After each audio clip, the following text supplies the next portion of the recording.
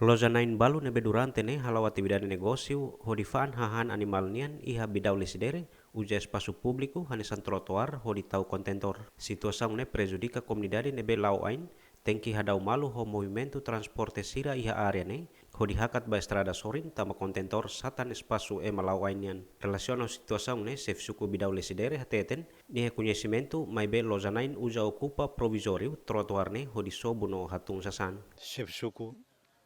se parte bidau de sedere neniang ine hawa kara informare itu ba ita botira katak container ne bema ka sira hore mai hatung ia parte loja ne bema ka sempre hatung container nene ne sira hatung e sira bongkar keras sira tau permanente kalantoma ka o lorontoma kira la ya tu irhaune hare ne sira hore mai kalang ka loromo sira bongkar keras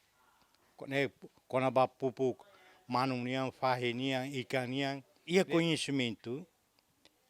mai be sira la tau permanente. Além ne sef suku mos informa ni a parte simona carta circular usi presidente autoridade município dele quando ba sensibilização no mobiliza membros sira usi comunidade ba manutenção higiene salubridade conservação no qualidade usi espaço público sira honu ne hafuin alargamento estrada iha parte bidau remata transporte público sira sei para iha espaço nebe bandu transporte sira atu para Ami simu carta usi município dele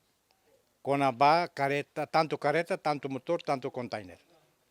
tamba itare kata agora rakunene estrada parte se habibi to akarir koto kul hungna bane ema ato hadia hotuana maybe abam bairuane ne tanto careta tanto motor container mo label parania ia tratoar leta tapa tratoar so para facilita comunidade senebema kalokrai kolaraga da desan olaraga fating magidene. mas que cada sef suku simona carta circular kona babandu e malabele uja espaço público hodi para transporte mas be habitante sira nebe iha transporte privado se continua uja espaço público hodi para careta